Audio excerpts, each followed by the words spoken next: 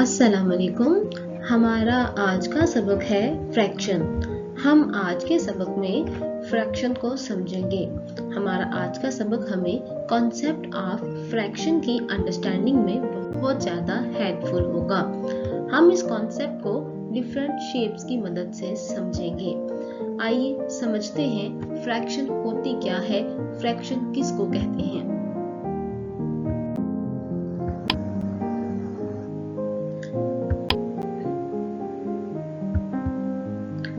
Fraction का मतलब होता है equally divided parts of an object. मतलब किसी भी चीज को जब हम बराबर हिस्सों में तकसीम कर दें, किसी भी चीज को जब हम बराबर हिस्सों में इक्वल पार्ट्स में डिवाइड कर दें तो हर वो पार्ट फ्रैक्शन कहलाता है। हर वो बराबर तकसीम शुदा हिस्सा फ्रैक्शन कहलाएगा। फ्रैक्शन हमें किसी भी चीज की बराबर तकसीम करने में हेल्पफुल है। हमें समझना है कि फ्रैक्शन किसी भी चीज के बराबर तकसीम शुदा हिस्से हैं। एग्जाम्पल के लिए हमारे सामने एक पिक्चर आ गई है जिसमें एक स्क्वायर शेप दी गई है। अब हम देखते हैं इस शेप को 3 पार्ट्स में डिवाइड किया गया है। एक कलर्ड है और दूसरे वाइट है। अब ये जो तीनों हैं ये बिल्कुल एक जितने हैं, बराबर हैं, तो ये इस शेप स्क्वायर के इक्वल पार्ट्स इसकी फ्रैक्शंस कहलाएंगे। ये एक फ्रैक्शन होगी, ये दूसरी फ्रैक्शन होगी और ये तीसरी फ्रैक्शन होगी। इसी तरह से एक और एग्जांपल देखते हैं। अब ये भी एक स्क्वायर है लेकिन इसमें फ्रैक्शन की तादाद ज्यादा है। यहाँ पर हमने सिर्फ शेप को 3 बराबर हिस्सों में तकसीम किया, मगर इधर इस स्क्वायर को 9 बराबर हिस्सों में तकसीम किया गया है। हर हिस्सा दूसरे हिस्से के बिल्कुल बराबर है। तो जब हम किसी भी चीज को बराबर हिस्सों में तकसीम करते हैं, बराबर हिस्सों में तकसीम करना, चाहे तो 2 हिस्सों में तकसीम कर ले, चाहे तो 3 हिस्सों में, 4 हिस्सों में या इससे भी ज्यादा, मगर शर्त ये है कि तमाम हिस्से बिल्कुल बराबर होंगे।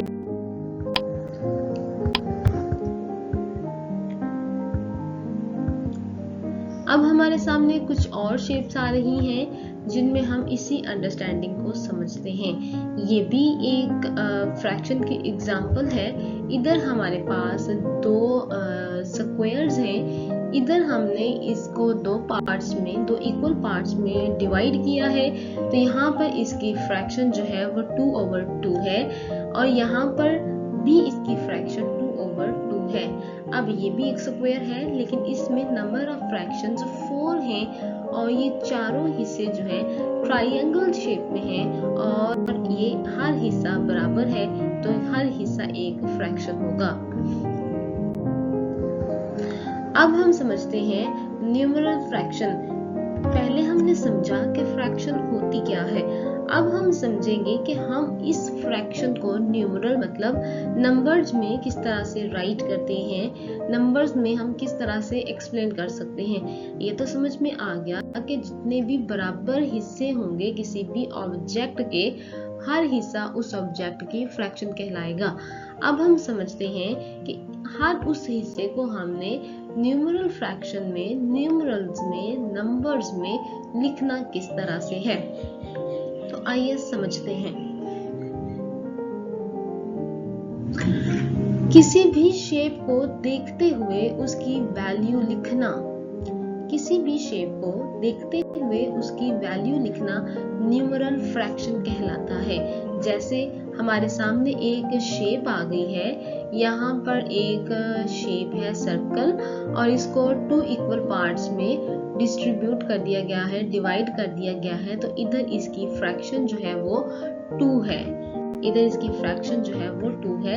इधर भी एक सर्कल शेप है मगर इधर नंबर ऑफ फ्रैक्शन इस शेप से ज्यादा है क्योंकि इसको हमने 4 इक्वल पार्ट्स में डिवाइड कर दिया है।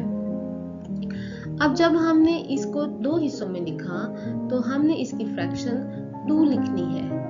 2 हिस्से हैं हमने लिखा और दोनों ही शेडेड है, हमने इसको 2/2 कर दिया है और इधर हमने इसकी फ्रैक्शन 4/4 राइट की। इसको मजीद समझते हैं। हमारे सामने एक शेप आ रही है जिसमें कुछ हिस्से जो है वो शेडेड है और कुछ हिस्से जो है वो शेडेड नहीं है। जब हमारे पास इस तरह से कोई शेप आए और कहा जाए कि हम ऐसी शेप की न्यूमरल फ्रैक्शन राइट करें, तो इसको राइट करने का तरीका कुछ यूं होता है कि सबसे पहले हमने उसके तमाम पार्ट्स, तमाम फ्रैक्शंस को काउंट कर लेना है। जब हम तमाम फ्रैक्शंस को काउंट करते हैं तो हमारे लिए न्यूमरल फ्रैक्शन को राइट करना इजी हो जाता है। तो लेट्स काउंट कि इधर कितनी फ्रैक्शंस हैं। 1 2 3 4 5 6 7 एंड 8। इस वाली शेप में हमारे पास जो टोटल नंबर ऑफ फ्रैक्शंस है वो 8 है। हमने जब भी इसको राइट करना है न्यूमरल फॉर्म में, तो जो टोटल नंबर ऑफ फ्रैक्शंस होगा उसे हम बटे के नीचे राइट करेंगे। अब हमने देखा कि ये 8 है। अब हमने काउंट करनी है जो शेडेड होंगी फ्रैक्शंस, उन्हें 1 2 3 4 एंड 5। ये शेडेड हमारे पास 5 पार्ट्स हैं, 5 फ्रैक्शंस हैं, तो इसकी न्यूमरल फॉर्म 5/8 5/8 होगी। इसी तरह से हमारे पास और एग्जांपल्स हैं, जैसे ये सर्कल शेप है, इसमें हमारे पास 4 फ्रैक्शंस हैं और 4 की 4 ही शेडेड है, इसे हम 4/4 राइट करेंगे।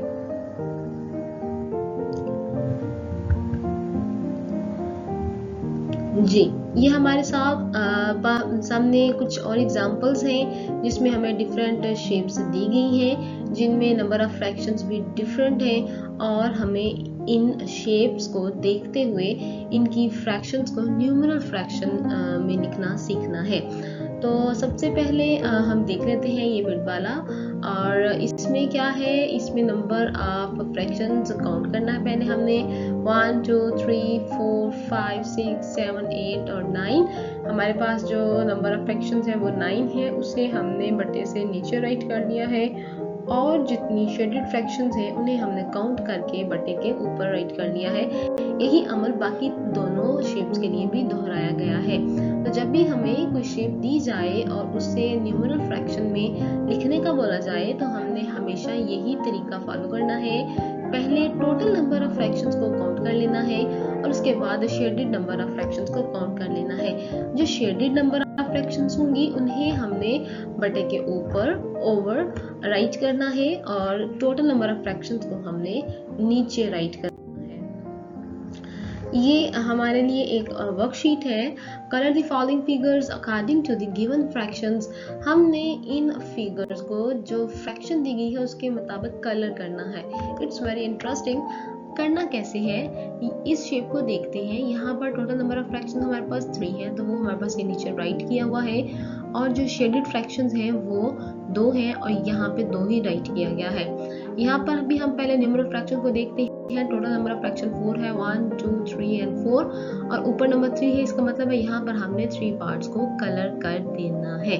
और यहाँ पर नंबर 3 ऑफ 8 है, 8 टोटल फ्रैक्शंस है, और इनमें से हमने कोई से भी 3 पार्ट्स जो है उनको कलर कर देना है। और ऐसा ही बाकी हर एग्जाम्पल के लिए, हर क्वेश्चन के लिए रिपीट करना होता है।